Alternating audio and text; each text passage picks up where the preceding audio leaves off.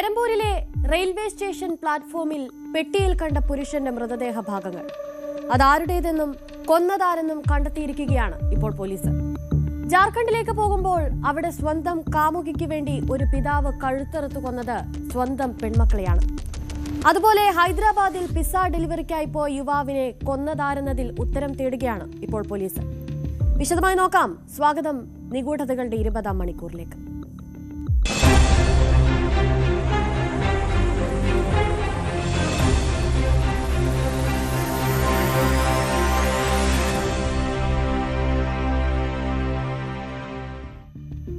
കഴിഞ്ഞ വെള്ളിയാഴ്ച മുതൽ ചെന്നൈ പോലീസ് വലിയൊരു കേസിൽ തുമ്പന്വേഷിച്ച് നടക്കുകയായിരുന്നു. പെരമ്പൂർ റെയിൽവേ സ്റ്റേഷനിൽ പെട്ടിക്കുള്ളിൽ കഷ്ണങ്ങളാക്കി കണ്ടെത്തിയ പുരുഷന്റെ മൃതദേഹം തിരിച്ചറിയാനും കൊലയാളികളെ കണ്ടെത്താനുമുള്ള അന്വേഷണം. ഒടുവിൽ ഇന്നലെ കേസിന് തുമ്പുണ്ടായി. കൊന്നു തള്ളിയവരെ അകത്തുമാക്കി. അസം സ്വദേശിയായ അമീർ അലിയെയാണ് കൊന്ന് കഷ്ണങ്ങളാക്കി പെട്ടിയിലാക്കി പെരമ്പൂർ റെയിൽവേ സ്റ്റേഷനിലെ പ്ലാറ്റ്ഫോമിൽ ഉപേക്ഷിച്ചത്. ഈ കൊടും ക്രൂരത ചെയ്തത് അമീറിന്റെ സ്വന്തം ഭാര്യയും ഭാര്യയുടെ സ്വന്തം കാമുകനും. ഭാര്യ റൊഹീമ ഖാനെയും കാമുകൻ അഷ്റഫ് അലിയെയും പോലീസ് അറസ്റ്റ് ചെയ്തിട്ടുണ്ട്.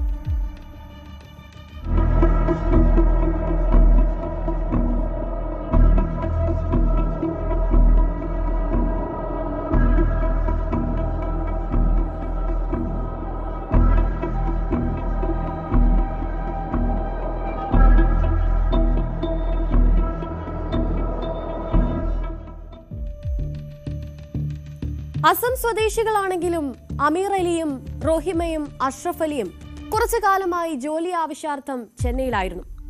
റൊഹിമയും കാമുകൻ അഷ്റഫ് അലിയും തേനാമ്പേട്ടിലെ ആശുപത്രിയിൽ ജോലിക്കാരായിരുന്നു. ഇതുതന്നെയാണ് കേസിൽ ഇവരെ കുടുക്കിയതും. അമീർ അലിയുടെ മൃതദേഹം വെട്ടിമുറിച്ച് കെട്ടിയത് ഈ ആശുപത്രിയുടെ സ്റ്റിക്കറുള്ള ഗാർബേജ് ബാഗിലായിപ്പോയി. ഏത് കുറ്റവാളിയും അറിയാതെ ഒരു തുമ്പ് ബാക്കി വെക്കുമെന്നാണല്ലോ പൊതുവെ പറയാറുള്ളത്. ഇവിടെ അത് ആ ഗാർബേജ് ബാഗായിരുന്നു. അതുകൊണ്ട് പോലീസിന് കാര്യങ്ങൾ വളരെ എളുപ്പമായി.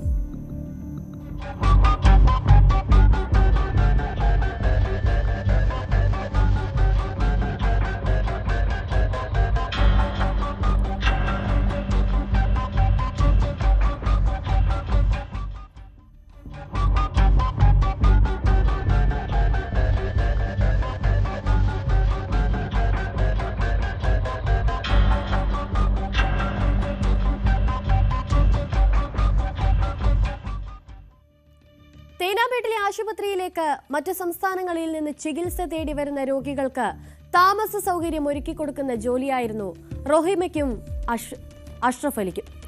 അമീറിനും മറ്റൊരു ബന്ധമുണ്ടായിരുന്നു എന്നാണ് പോലീസിന് അന്വേഷണത്തിൽ നിന്ന് വ്യക്തമായത്. അമീറിന്റെ ഈ ബന്ധം ചോദ്യം ചെയ്തതിൽ തുടങ്ങിയ വഴക്കിനൊടുവിലാണ് കൊലപാതകം നടക്കുന്നത്. വഴക്ക് മൂത്തപ്പോൾ റൊഹിമ കാമുകനായ അഷ്റഫ് അലിയെ വീട്ടിലേക്ക് വിളിച്ചു വരുത്തുകയും അമീറിനെ രണ്ടുപേരും ചേർന്ന് വകവരുത്തുകയുമായിരുന്നു. വെള്ളിയാഴ്ച രാവിലെ മൃതദേഹ ഭാഗങ്ങൾ അടക്കം ചെയ്ത പെട്ടി പെരമ്പൂർ റെയിൽവേ സ്റ്റേഷനിലെ 4ാമത്തെ പ്ലാറ്റ്ഫോമിൽ നിന്നാണ് പോലീസ് കണ്ടെത്തിയത്. ആവടി, തിരുവള്ളൂർ, ആരക്കോണം എന്നിവിടങ്ങളിലേക്കുള്ള സബ് അർബൻ ട്രെയിനുകൾ പുറപ്പെടുന്ന പ്ലാറ്റ്ഫോമാണിത്. തല, കൈകൾ, കാലുകൾ എന്നിവയാണ് ആ പെട്ടിയിലുണ്ടായിരുന്നത്. രാവിലെ 7:30യോടെ പ്ലാറ്റ്ഫോമിൽ കിടക്കുന്ന പെട്ടിയിൽ നിന്ന് ചോരയൊലിക്കുന്നത് കണ്ട് ഒരു പോർട്ടർ റെയിൽവേ പോലീസിൽ അറിയിക്കുകയായിരുന്നു. ഈ പെട്ടി ഏറെ നേരമായി അവിടെ കിടക്കുന്നുണ്ടായിരുന്നെന്ന് പ്ലാറ്റ്ഫോമിലുണ്ടായിരുന്ന മറ്റ് യാത്രക്കാരും പറഞ്ഞു. പെട്ടിയിൽ നിന്ന് ദുർഗന്ധവും പുറപ്പെടുന്നുണ്ടായിരുന്നു. പോലീസ് എത്തി തുറന്നപ്പോഴാണ് മൃതദേഹ ഭാഗങ്ങൾ കണ്ടെത്തുന്നത്. അഴുകിത്തുടങ്ങിയ നിലയിലായിരുന്നു ഇവയൊക്കെ ഉണ്ടായിരുന്നത്.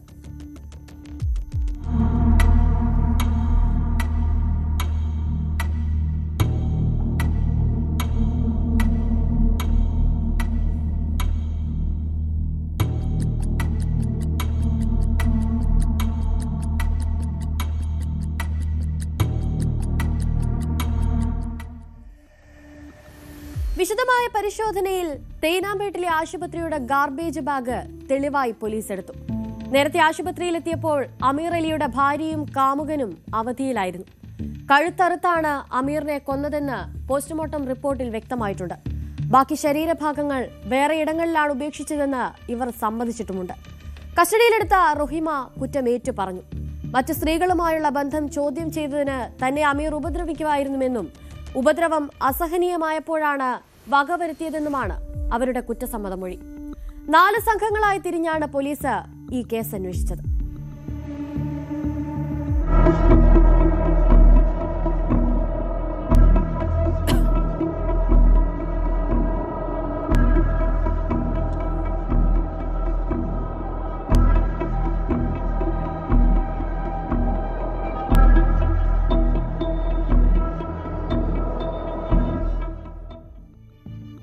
കാമുകിക്ക് വേണ്ടി സ്വന്തം ചോരയിൽ പിറന്ന പെൺമക്കളെ കഴുത്തറുത്ത് കൊന്നിരിക്കുകയാണ് ഒരച്ഛൻ.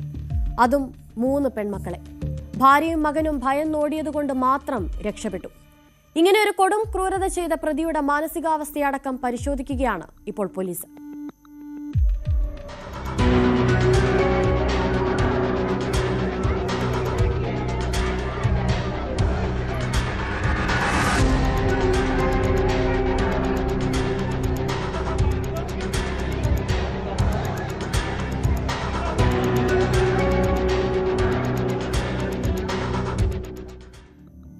ജാർഖണ്ഡിലെ ഗിരിധിഹ് എന്ന ജില്ലയിലാണ് ഈ ക്രൂര കൊലപാതകം നടന്നിരിക്കുന്നത്.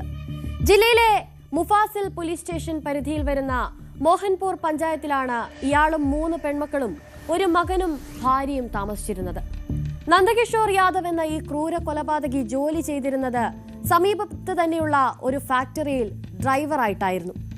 നന്ദകിഷോറിന് മറ്റൊരു ഗ്രാമത്തിലെ യുവതിയുമായുള്ള സൗഹൃദം ഇവരുടെ കുടുംബത്തിൽ വലിയ പ്രശ്നങ്ങളാണ് ഉണ്ടാക്കിയിട്ടുള്ളത്. നന്ദകിഷോറിന്റെ ഭാര്യയ്ക്ക് ഇതിനെപ്പറ്റി വ്യക്തമായി തന്നെ അറിയാമായിരുന്നു. അതുകൊണ്ട് തന്നെ ഈ വിഷയം പറഞ്ഞ് ഇരുവരും തമ്മിൽ തർക്കമുണ്ടാകുന്നതും പതിവായിരുന്നു. സംഭവ ദിവസവും രാത്രി പതിവ് പോലെ തന്നെ ഇതേ വിഷയത്തെ ചൊല്ലി ഇരുവരും തമ്മിൽ തർക്കത്തിലായി. ഒടുക്കം നന്ദകിഷോർ ആ കുടുംബത്തെ ഒന്നാകെ കൊന്നുകളയാൻ തീരുമാനിച്ചു. പിന്നാലെയാണ് ഇയാൾ 3 പെൺമക്കളെയും യാതൊരു ദാക്ഷിണ്യവും കൂടാതെ കഴുത്തറുത്തു കൊന്നത്. ഇതെല്ലാം കണ്ടുനിന്ന ഭാര്യ മകനെയും കൂട്ടി വീടിന് പുറത്തേക്ക് ഓടി രക്ഷപ്പെടുകയായിരുന്നു. 3 बच्चियों की हत्या हुई है। उसमें एक की 17 साल उम्र है, दो की 6 साल की है। वो रूम के अंदर में बंद करके अभी तक, चूंकि उनके पिताजी को हम लोग डिटेन किए हुए हैं, उनसे पूछताछ की जा रही है। थोड़ा मानसिक रूप से वो थोड़ा कमजोर भी हैं, उनसे पूछताछ की जा रही है। उनके द्वारा भी ये एक्सेप्ट किया जा रहा है, लेकिन अन्य बिंदुओं पर भी, बाकी बिंदुओं पर भी हम लोग जांच कर रहे हैं। फोरेंसिक की टीम के द्वारा ब्लड सैंपल और बाकी चीजों का भी हम लोग जांच कर रहे हैं. പ്രതിയെ സംഭവസ്ഥലത്ത് വെച്ച് തന്നെ പോലീസ് പിടികൂടുകയായിരുന്നു. മരിച്ച പെൺകുട്ടികളാകട്ടെ 12 വയസ്സുള്ള പല്ലവി കുമാരി, റിധി കുമാരി, സിദ്ധി കുമാരി എന്നിവരാണ്. ഗ്രാമത്തിൽ ഈ വാർത്ത പരന്നതോടുകൂടി വലിയ തരത്തിലുള്ള പ്രതിഷേധമാണ് ഗ്രാമവാസികൾക്കിടയിൽ നിന്നും നന്ദകിഷോറിനെതിരെ ഉയർന്നു വരുന്നത്. പോലീസ് മൃതദേഹങ്ങൾ കസ്റ്റഡിയിലെടുത്ത് പോസ്റ്റ്മോർട്ടത്തിനായി സദർ ആശുപത്രിയിലേക്ക് അയച്ചിരിക്കുകയാണ്. പ്രതിയെ കസ്റ്റഡിയിലെടുത്ത് ചോദ്യം ചെയ്യലും ആരംഭിച്ചു. കൊലപാതകത്തിന് പിന്നിലെ യഥാർത്ഥ കാരണം ഇതുതന്നെ ആയിരിക്കുമോ എന്നും പോലീസ് അന്വേഷിക്കുന്നുണ്ട്. കുടുംബതർക്കം, പ്രതിയുടെ മാനസികാവസ്ഥ എന്നിവയുൾപ്പെടെ എല്ലാ വശങ്ങളും പോലീസ് സൂക്ഷ്മമായി നിരീക്ഷിക്കുന്നുണ്ട്. പോസ്റ്റ്മോർട്ടം റിപ്പോർട്ടിനും ചോദ്യം ചെയ്യലിനും ശേഷമേ കൂടുതൽ വിവരങ്ങൾ ഇനി പുറത്തുവരും.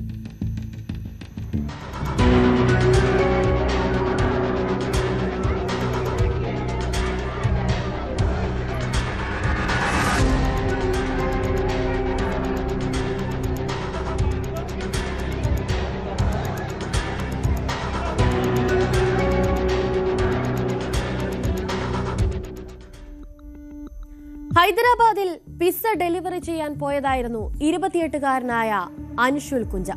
പിന്നീട് അവന്റെ വീട്ടുകാർ കാണുന്നത് വെടിയേറ്റ് മരിച്ച നിലയിലാണ്. എന്താകും അൻഷുലിന് സംഭവിച്ചിട്ടുണ്ടാവുക? ആരാകും ആ കൊലപാതകത്തിന് പിന്നിൽ? ഇതൊരു ആസൂത്രിത കൊലപാതകമാണോ എന്ന ചോദ്യമാണ് ഇപ്പോൾ ഉയർന്നു വരുന്നത്.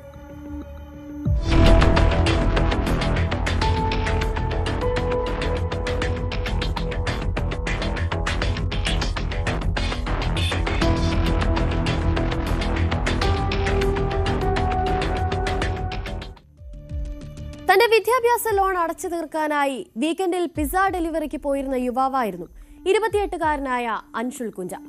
അങ്ങനെ കഴിഞ്ഞ ദിവസം ഒരു പിസ്സ ഡെലിവറി ചെയ്യാൻ പോയതായിരുന്നു അൻഷുൽ. അവിടെ വെച്ച് വെടിയേറ്റ് കൊല്ലപ്പെടുകയായിരുന്നു. അവിടെ വെച്ച് അൻഷുലിന് എന്ത് സംഭവിച്ചെന്നോ, ആരാണ് വെടിവെച്ചതെന്നോ, എന്തിനു വേണ്ടി കൊലപ്പെടുത്തിയെന്നോ ഇപ്പോഴും വ്യക്തമല്ല. പോലീസ് പുറത്തുവിട്ടിട്ടുള്ള വിവരങ്ങൾ പ്രകാരം ആളൊഴിഞ്ഞ ഒരു വീട്ടിലേക്കായിരുന്നു അൻഷുൽ പിസ്സ ഡെലിവറിക്കായി പോയത്. അവിടേക്ക് അൻഷുൽ പോകുമ്പോൾ 2 പേർ അൻഷുലിനെ പിന്തുടരുന്നുണ്ടായിരുന്നു. ഇരുണ്ട വസ്ത്രം ധരിച്ച രണ്ട് വ്യക്തികളായിരുന്നു അവർ രണ്ടുപേരും. ആരാണവർ രണ്ടുപേർ? അത് കൊലപാതകികളാണോ അതോ അൻഷുലിന്റെ ശത്രുക്കൾ തന്നെയാണോ? ഈ സംശയത്തിന് ഇപ്പോഴും ഒരു ഉത്തരം പോലീസിന് ലഭിച്ചിട്ടില്ല.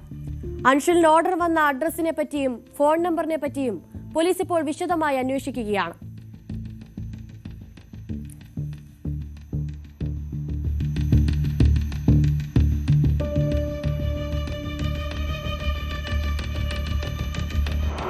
The only request that I have from the external Ministry of Affairs is that I want my brother's body back as soon as possible, because initially they told us that we'll be getting it back by Monday or Tuesday max, but now we're getting an estimate of Thursday or Friday, and we do not want to keep his body back there for so long. Coming to my brother, he's a very happy, joyful person. He's the sweetest person that you'll ever meet. He wouldn't even hurt a fly. And the irony that this happened to him is really upsetting. He's not a pizza delivery, so he basically went to do his master's in business analytics in the university called Drexel University, and then he got a full-time job in an MNC called KWE. It's a Japanese multinational company, and he used to work as a part-time in this pizza delivery shop while he was doing his master's, but only on call when he was needed. On the weekends he would take 2 or 3 delivery calls, nothing more than that. He is not a pizza delivery guy. He worked at an MNC. ഒരു Japanese ബഹിരാഷ്ട്ര കമ്പനിയിലായിരുന്നു Anshul ജോലി ചെയ്തിരുന്നത്. അവിടെ ആരെങ്കിലും ശത്രുക്കളായി ഉണ്ടായിരുന്നു എന്നതും ഇപ്പോൾ അന്വേഷിക്കുന്നുണ്ട്. അൻഷുലിന് അങ്ങനെ ശത്രുക്കളൊന്നുമില്ലായിരുന്നു എന്നായിരുന്നു ഇപ്പോൾ കുടുംബം നൽകുന്ന വിശദീകരണത്തിൽ നിന്നും വ്യക്തമാകുന്നത്. ഒപ്പം എത്രയും പെട്ടെന്ന് അൻഷുലിനെ നാട്ടിലെത്തിക്കാനുള്ള സൗകര്യം അധികൃതർ ഒരുക്കി തരണമെന്നൊരാവശ്യം കൂടി അവർ പ്രധാനമായും ഉന്നയിക്കുകയുമുണ്ടായി. കൊലപാതകം നടന്നയിടത്തു നിന്നും പ്രതികളിലേക്ക് എത്താൻ സഹായിക്കുന്ന ചില തെളിവുകളും പോലീസിന് ലഭിച്ചിട്ടുണ്ട്. അത് കേന്ദ്രീകരിച്ചുള്ള അന്വേഷണവും ഇപ്പോൾ പുരോഗമിക്കുന്നുണ്ട്. കൂടാതെ ഇത് മോഷണത്തിനായി നടത്തിയ കൊലപാതകമല്ല എന്ന് പോലീസ് സ്ഥിരീകരിച്ചിരിക്കുകയാണ്. കാരണം കൊല്ലപ്പെട്ട അൻഷുലിന്റെ കയ്യിലുണ്ടായിരുന്ന പണമോ സ്വർണമോ ഒന്നും തന്നെ നഷ്ടപ്പെട്ടിട്ടില്ലായിരുന്നു. സംഭവത്തിന്റെ നടുക്കത്തിലാണ് ഇപ്പോഴും അൻഷുലിന്റെ കുടുംബം. പൊതുവെ ആസ്മാരോഗിയായിരുന്ന അൻഷുലിന്റെ അമ്മ ഈ വിവരം അറിഞ്ഞതിനു ശേഷം അസുഖം മൂർച്ഛിച്ച് ഇപ്പോൾ ആശുപത്രിയിലാണ്. അതിജീവനത്തിനായി തന്റെ പ്രാരാബ്ധങ്ങൾ തീർക്കാനായി അധിക ജോലി ചെയ്തിരുന്ന ഒരു ചെറുപ്പക്കാരൻ അവൻ എന്തിന് കൊല്ലപ്പെടണം? അതിന് പിന്നിലെ കാരണം എന്താകും? വൈകാതെ തന്നെ പോലീസ് അത് കണ്ടെത്തട്ടെ.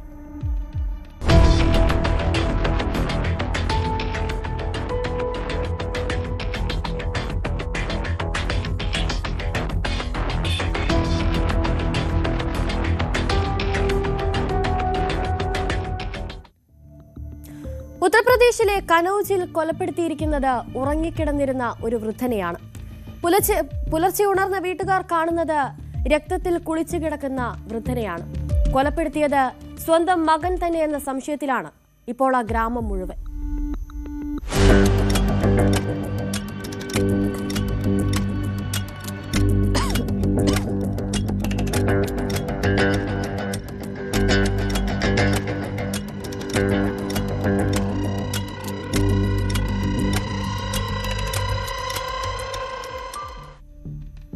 കനൌജ് ജില്ലയിലെ ഒരു ഗ്രാമത്തിലാണ് വീടിന് പുറത്ത് കിടന്നുറങ്ങിയിരുന്ന വൃദ്ധനെ നേരം പുലർന്നപ്പോൾ മരിച്ച നിലയിൽ കണ്ടെത്തിയത്. ശ്രീകൃഷ്ണ ബദം എന്ന 75-കാരനാണ് കൊല്ലപ്പെട്ടത്. എന്നാൽ ഈ കൊലപാതകത്തിൽ അജ്ഞാതരെ ഒന്നുമല്ല, അദ്ദേഹത്തിന്റെ സ്വന്തം മകനെ തന്നെയാണ് എല്ലാവരും സംശയിക്കുന്നത്. കൊന്നത് മകനാകാമെന്ന സംശയമുള്ളതുകൊണ്ട് തന്നെ ശ്രീകൃഷ്ണയുടെ കൊച്ചുമകൻ ഇപ്പോൾ സ്വന്തം അച്ഛനെതിരെ പരാതി നൽകിയിരിക്കുകയാണ്. ശ്രീകൃഷ്ണയിൽ നിന്ന് കാലങ്ങളായി അകന്ന് താമസിക്കുകയായിരുന്നു മകനായ അശോക്. അശോക് ഒരു സ്ഥിരം മദ്യപാനിയായിരുന്നു. കൂടാതെ മദ്യപിച്ച ശേഷം സ്വന്തം പിതാവിനെ മർദ്ദിക്കുന്നതും പതിവായിരുന്നു. എന്നാൽ അതേസമയം അശോകിന്റെ മകൻ രജനീഷ്, അതായത് കൊല്ലപ്പെട്ട ശ്രീകൃഷ്ണയുടെ കൊച്ചുമകൻ, അദ്ദേഹത്തെ കൂടെ നിർത്തി പരിചരിച്ചു. അതുകൊണ്ട് തന്നെ ശ്രീകൃഷ്ണ അയാളുടെ പേരിലുള്ള ഭൂമി മുഴുവൻ രജനീഷിന് കൈമാറുമോ എന്നൊരു ഭയം അശോകിനുണ്ടായിരുന്നു. ഈ ഭൂമി ഒക്കെ തന്നെ സ്വന്തം പേരിലാക്കി തീർക്കാൻ അശോക് ശ്രമിക്കുകയും ചെയ്തിരുന്നു. ഭൂമി വിട്ടുകൊടുക്കാൻ പിതാവ് വിസമ്മതിച്ചതിന് പിന്നാലെയാണ് രാത്രിയിൽ അയാൾ കൊല്ലപ്പെടുന്നത്.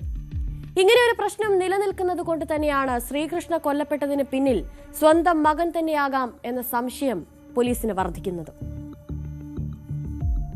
जिसने रात में उनको कुल्हाड़ी से वार किया, उनकी मौके पर ही मृत्यु हो गई है. इसमें हमारी पुलिस टीम मौके पर गई और साक्ष्य संकलन किया।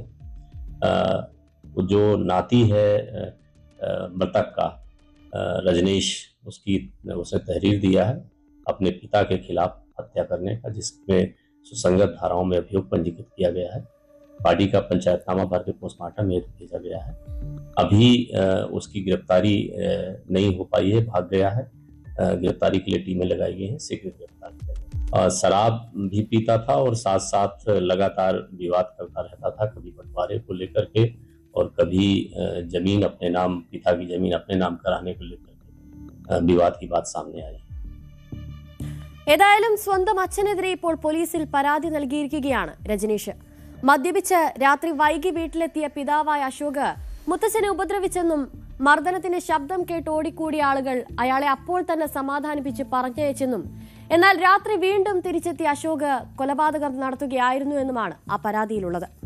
2012 ഒരപകടം സംഭവിച്ചതിനു ശേഷം എഴുന്നേറ്റ് നടക്കാൻ പോലും പറ്റാത്ത അവസ്ഥയിലായിരുന്നു ശ്രീകൃഷ്ണ.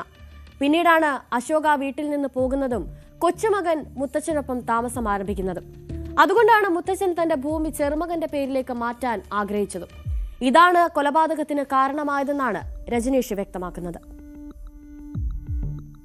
दारू पी के शाम को गाली दे रहे थे, तो मैंने बोला कि गाली क्यों दे रहे, उठ के भाग गए। फिर रात में कुल्हाड़ी लेके आए 11-12 बजे के टाइम। फिर गाली देते रहे, मैं जगता रहा, फिर वे कुल्हाड़ी लेके चले गए। फिर रात में पता ना मैं सो गया, उसके बाद कितने टाइम आई। तुम्हें सूचना कब मिली? सुबह जब मैं सो के उठा देखा तो ऐसी सी बात, तो मैंने 112 नंबर पे कॉल की। വിവരം ലഭിച്ച ഉടൻ തന്നെ പോലീസ് സ്ഥലത്തെത്തി കൂടുതൽ അന്വേഷണം ആരംഭിച്ചിട്ടുണ്ട്. പോലീസ് ഫീൽഡ് യൂണിറ്റുകളും ഡോഗ് സ്ക്വാഡ് ടീമുകളും എത്തി കൂടുതൽ തെളിവുകൾ ഇപ്പോൾ അവിടെ നിന്നും ശേഖരിച്ചിട്ടുമുണ്ട്. കൂടുതൽ അന്വേഷണം നടന്നു വരികയാണ് ഈ സംഭവത്തെപ്പറ്റി.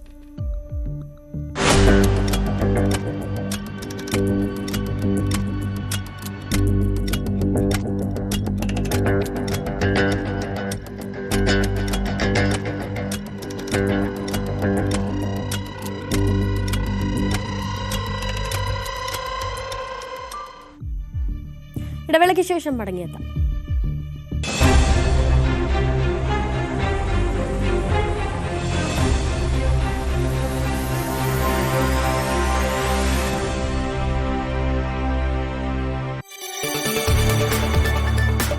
കൂടുതൽ വാർത്തകൾക്ക് news 18 Keralam YouTube channel subscribe ചെയ്യുക.